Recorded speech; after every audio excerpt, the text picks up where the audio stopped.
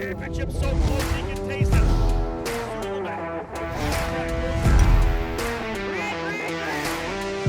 Oliver Askew has won the Freedom 100. Side by side. And your new champion, Christian Rasmussen.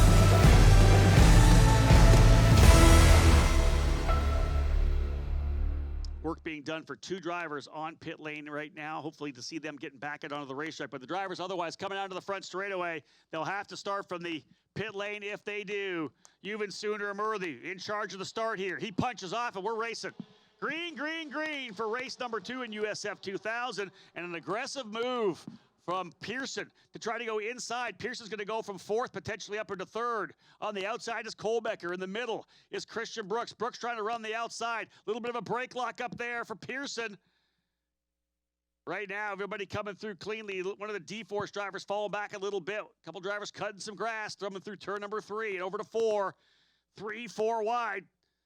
Impressed so far. The drivers giving each other room. Alan, when you're in there in the opening lap, right?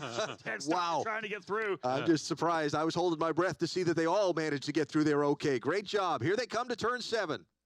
Back-to-back big moves down into hard braking zones. Turn 1, turn 7. You can see the dive move into the inside for Josh Pearson, trying to hold off Christian Brooks. Is Yuven Sundaramarthy now, the University of Wisconsin Badger, out front as the leader. Behind those two Pabst racing cars, Christian Brooks and Spike Kohlbecker slotting in. First time out of turn number 10, up onto the banking by turn number 2 in the oval, and away we go here. A lot of defensive racing further back. Clean so far through the first 12 corners, now to 13 and 14. A little side-by-side, back about 8th or 9th in line. Everybody still squaring it up, making it clean. And we'll complete lap number 1, despite all looks, under green. Yeah, we held our breath, I think, coming through turn number 1. But once they can get through that opening corner when guys are side-by-side, yes, it is the best opportunity to overtake in any race you have. No push to pass, of course, in USF 2000 or Indy Pro. You got to race your way up front. And nice to see all these guys get through that opening circuit. The two Pabst racing cars running out front here, and they've been good all weekend long so far, both Yuven Sundaramarthy and Josh Pearson. Sundaramarthy in his 3rd season and the 2nd season for Josh Pearson. Driver coming into pit lane, potentially the number 10 has rolled down pit lane as well. So more issues for drivers involved. That's Nolan Siegel. Siegel into pit lane. And there's the D-Force racing car rolling in front of us here on pit lane. That'll be it for Nolan, or at least he'll go to pit lane to make potential adjustments. Sundaramarthy leads them, though, coming through turn number 7 again. He's trying to see if he can't double up what he did earlier today. And Alan, that's one of those things, you know, when a young driver, especially at this level, when they get that confidence, it's such a valuable commodity because they're always second-guessing themselves. You win one race, we've seen them win 2 or 3 in a row. And well, you know, look, you find a good setup that's comfortable, find pace in a car, driver finds his course, and the opportunity to come back and do it again that same day, and the advantage of starting up front as well because of the success earlier. What a great combination, and right now a great way for the afternoon to continue for Sundaramarthy as he leads this race in the early going. His 3rd year as well with the guys from Pabst Racing, and you know, we talk a lot about the dialogue that you have with your engineer, and when you're in the middle of a pack, yeah, the engineer may be second guessing what you're saying. Hey, I've been doing this for 20 years. This is what we did winning championships last year, the year before, the year before. Sundaramarthy comes out of the gate, wins the first race of the season. All of a sudden, maybe you catch the ear of your engineer a little bit. Working their way through, off onto the infield straightaway, leading down to turn number 7. Everybody pretty much single file for the moment, though the opportunity to maybe slipstream a little bit and make a hard braking pass as they come to turn 7. Love that switchback of 5 and 6. Drivers just flicking the car into the corner. We've got some battles for 5th, 6th, 7th, and 8th. It's Porto and Kohlbecker. Kiko Porto in the 12, and Spike Kohlbecker in the number 5. Then Thomas Nepvu and Prescott Campbell battling it a little further back. One in the grass. Someone overcooking it coming through. Trying to get back in. I think that was Eric Evans, potentially the number 29 for VRD. Evans was running in the 13th spot, so he'll lose a couple positions. Move up Vodanovic and Fraser very likely into the top 14. It's a razor's edge, Alan, going into some of these corners. To get fast, you got to rotate the car, so you're trail braking a little bit, and if you just trail brake too much, the car can come around. It's not that hard, especially at this level. And it was pretty impressive car control because he kept that pace up through the grass pretty well. That was moving along pretty quickly to not be on the pavement. Yeah, you get off the throttle too much, it's going around. You get back on the throttle, you're going to spin it the other direction. So yeah. Pretty good job there for Eric Evans. Got a battle here, the fight for that 5th position. Move to the inside, comes Kohlbecker. They're side by side at a turn 1 through turn 2. Kohlbecker and Kiko Porto scrapping it out for position. Still side by side through 4 or 3 now over to 4. Allen, great racing coming back to the switchback. Now back to the quick jog off onto the straightaway. Well, finally a room given there, and a great fight for position all the way through that end of the racetrack. I like that some of these drivers are realizing the level of risk they're taking, and hey, you know, if it's a high percentage move, I'm going for it. Low percentage, I'll back out. And you can see that Spike Kohlbecker, his first year here in the road to Indy, but a lot of experience. Canadian Formula Ford, British Formula Ford, ran in the Toyota Racing Series in New Zealand, F4 as well. A lot of open wheel Formula car experience in the lower horsepowers, and I think he's going to be a star here in the road to Indy as well. Having a good day here at Indianapolis so far as that race from 4th on back continues to be a good spot to watch on the racetrack. They come up to turns 12 and 13 now, all bunched up nose to tail. Yeah, stack up Porto, Kohlbecker, Nepfu, Campbell, Michael D'Orlando. Remember, started in 11th up to 9th now. Was able to get to 2nd in the first race of the triple header. P9, not quite the advance yet for D'Orlando, but still thinking championship and trying to get as many points as you possibly can. Across the start-finish line, completing lap number 4 of 15 in this race. And out in front, hanging on to an 0.8 of a second advantage is Sunaramuthi as he heads to turn 1. I'll tell you, I've watched Juven for the last, the better part of 3 years. He actually did one start at Mid-Ohio with Exclusive Autosport the year before that, but this is his 3rd full year in the program, and just the amount of maturity and development I've seen over those last years, especially second half of last year, even had some blips, making mistakes. This year, it seems like over the off season, that growth, but 18 years of age, in school, in university, I just feel like there's just another level of conscious racing out there. It's always an interesting juggle, right? As first side by side is way back about 12th or 13th in line there into turn 7. Being a college student's hard enough, right? Well, I'm going to be a college student while I'm climbing the road to Indy. That's a workload. Yeah, and the stresses of it. Yeah. We already know the stress. I myself, of course, many of us obviously try to get through college, and the stress of just being there and trying to keep up the marks you need to keep up. But then you throw on the stress of knowing that your family's spending a lot of money to go racing. You got investors that are working with you as well. Juven's one of the young drivers that works with Peter Rossi, Alexander Rossi's father, putting together the partnerships you need to stay in motorsports. And this kind of was probably the make or break year for Juven. He needed to come out and show that he had the skill set. 2 wins already, maybe knocking on a 3rd. I think that everybody's going to be pretty happy with what he's got going on right now. And of course, the opportunity to win that scholarship and try and move up, but the next level is so valuable for these drivers and their career aspirations. And it's one of the great marks of this Road to Indy program is that prize that gives you the opportunity at the next level automatically, that makes it easier to make your arrangements that you need to make to move up. And you become a sought-after driver as well. Yeah. As the number 23 coming down pit lane here, that's Jace Denmark into pit lane. But yeah, you're a sought-after driver as well. Every team's looking at you. Driver off the racetrack, Peter Vodanovic in the number 6 as well. We've had a little bit of action here. That was over in turn 1 and 2, coming through 2 to 3. So Vodanovic able to keep the car going straight. But again, back to that point, you're a sought-after driver, so the big teams are looking at you saying, hey, I want this kid. Obviously, teams want to retain you. They want you to stay with them, but some drivers will move to different teams if need be. Looks like a potential flat left rear for Jace Denmark, putting some a new scuffed tire on there. No need to put a fresh tire on. You'll use that match set tomorrow in race number 3. Yeah. But yeah, Juven, the cool thing, I say this all the time, you win the scholarship and it's great. You've won the money, but really what you're winning is a full year to try to find money for the next year. Yeah. Because it's a constant chase for these young drivers to find the funding needed to be able to get to the IndyCar program. That's the reality of auto racing, right? It's an expensive endeavor. And having the opportunity and having assistance with that opportunity is, I want to use the pun, but it's not really funny. It's priceless. It's very true, indeed. And to have the right people around you that can make it happen, to understand the business side of it, that's the other key. Yeah. These drivers, of course, come in on passion out of karting, right? They love the sport. They love driving, the purity of it. But really, when you get out of the car, you ask any IndyCar driver, driving's 25%. 75% everything else you do business-wise and networking and meeting with the people that are your sponsors. That's something we try to instill into a lot of the drivers we have here on the road to Indy. Another driver, I think, having to take the escape route, someone overcooking it there in the back part of the shot, but Otherwise, up front, oh, that's Trey Burke in the number 63. Trey is in turn number 2. The 1-2 might be off in turn number 1, potentially. He is stopped, but the question is he in the escape road area, or is he in an area that might cause a safety concern when the field comes back around? Can't quite get an eyeball on where he is, but then he's driven away, so we're gonna be good there. That end of the course clear, and we'll stay under green. I was having a look up at Aaron Likens in the flag stand, waiting for him to grab that yellow flag, but indeed staying green, and much to the happiness of Yuvan Sundaramurthy, who has a decent little advantage, 3 or 4 or 5 car lengths.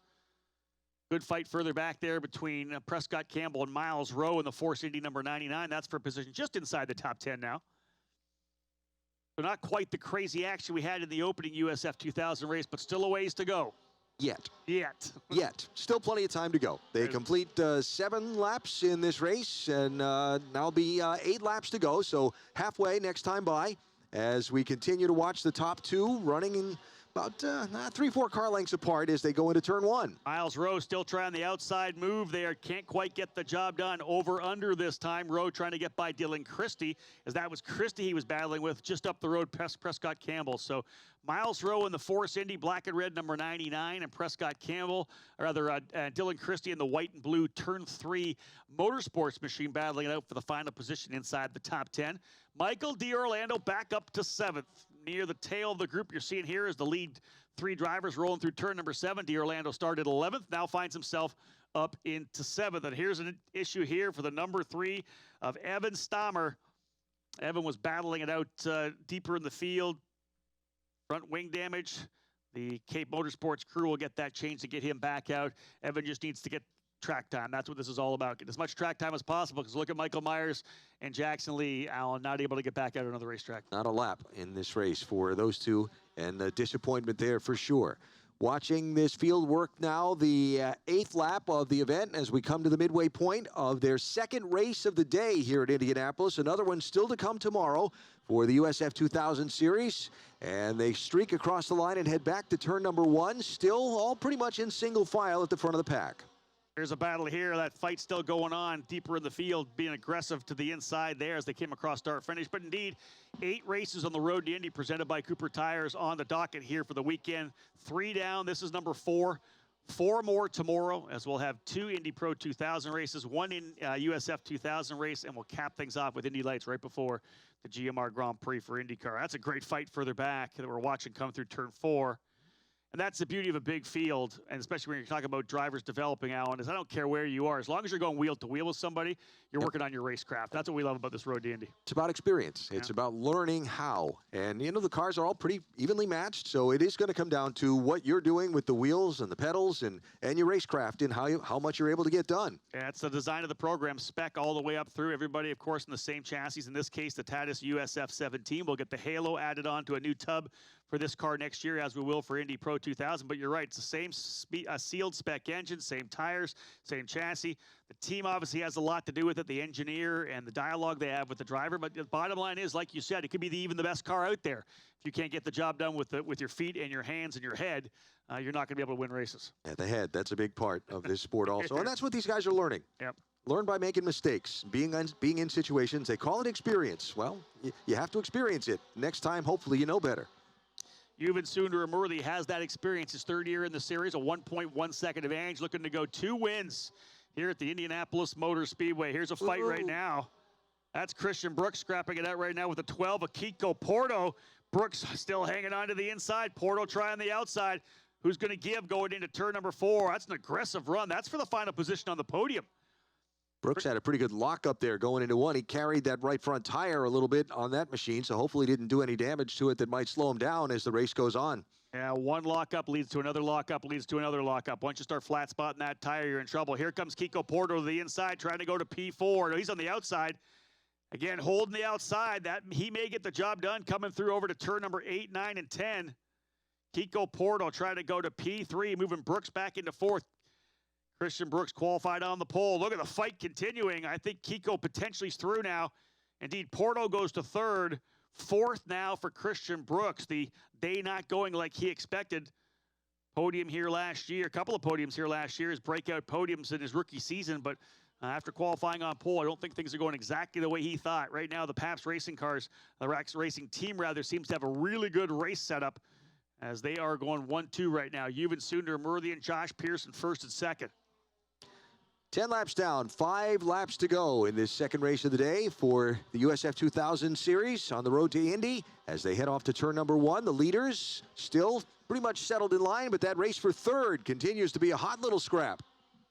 Looking at it here through turn number 1 over to turn number 2, and look at that car at left of the screen tucking in here. That's Josh Green for turn 3 Motorsport. He's trying to come in here as well. He's currently P5. Michael D'Orlando, who went from 12th to 2nd, now 11th to 6th. He'll have something to say about it over the last handful of laps. And there they are right there, 3rd, 4th, and 5th, and 6th. Leaders looking good out front. Augie Pap's team is absolutely rocking here at IMS. Oh, here's a move for D'Orlando. This guy's been on fire, trying to the inside. No, he's on the outside. That's D'Orlando on the outside. He gets the spot. Something to be said for challenging a driver who finished 4th last year in the championship with a couple of rough qualifying runs, and he is really making the best of it right now. 2nd in the opening race, I thought was absolutely incredible. I didn't think he'd get that far up, but a great run for Michael D'Orlando. And advancing well here in race number 2 on the day for D'Orlando. So as they work their way down to turn number 12, it is still...